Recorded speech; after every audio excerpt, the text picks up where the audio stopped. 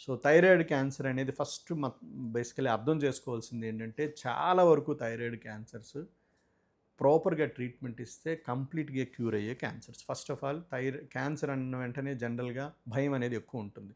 But thyroid cancer ప్రాపర్‌గా treatment ఇస్తే చాలా వరకు కంప్లీట్ క్యూర్ అయ్యే అవకాశం ఉంది. ఇంచుమించుగా నియర్ నార్మల్ లైఫ్ లీడ్ చేసే అవకాశం ఉంటుంది.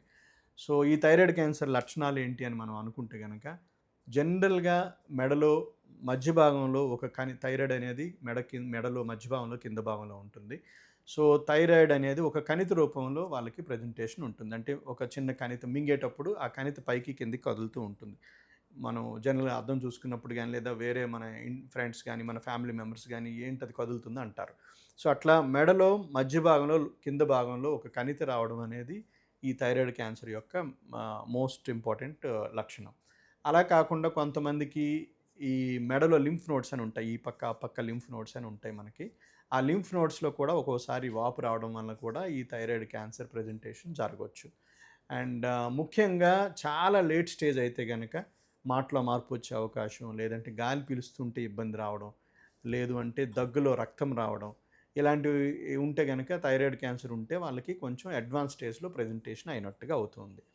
సో అదే కాకుండా కొంతమందికి ఫ్యామిలీలో కూడా కొన్ని కొన్ని కండిషన్స్ ఈ థైరాయిడ్ క్యాన్సర్స్ అనేవి రన్ అవుతూ ఉంటాయి. సో జెనెటికల్‌గా ఒకరి నుంచి ఒకరికి ట్రాన్స్మిట్ అయ్యే అవకాశం ఉంటుంది. మెడులరీ థైరాయిడ్ క్యాన్సర్ అంటాం. కొన్ని జెనెటిక్ రిలేటెడ్ అంటే బీరాఫ్ అని, రెట్ అని జీన్స్ ఉన్నాయి. ఆ gene related thyroid cancers, papillary cancers అని అలాంటివి కూడా ఉన్నాయి. సో ఈ క్యాన్సర్ అనేది అంటే పేరెంట్స్ గానీ, లేదా బ్రదర్, సిస్టర్స్ గానీ, లేదా ఫ్యామిలీలో ఉన్నప్పుడు ముఖ్యంగా వాళ్ళు ఎస్పెషల్లీ ఆ నెక్స్ట్ యంగ్ జనరేషన్ అన్నది పర్టిక్యులర్‌గా వాళ్ళు అవసరమైతే స్క్రీనింగ్ చేసుకోవడం అనేది చాలా ముఖ్యమైనది. ఈ స్క్రీనింగ్ వలన ఎస్పెషల్లీ మెడులరీ క్యాన్సర్ అని ఒక థైరాయిడ్ క్యాన్సర్ ఉంది. ఈ స్క్రీనింగ్ చేయడం వలన మనకి ప్రివెంట్ చేయొచ్చు. వాళ్ళ లైఫ్‌లో క్యాన్సర్ రాకుండా ప్రివెంట్ చేసే ఆప్షన్ ఉంటుంది. ఎందుకంటే ఇది జెనెటికల్లీ ట్రాన్స్మిటెడ్ క్యాన్సర్ కాబట్టి ఒకరికుంటే ఇంకొకరికొచ్చే అవకాశం ఉంది ఫ్యామిలీలో కాబట్టి.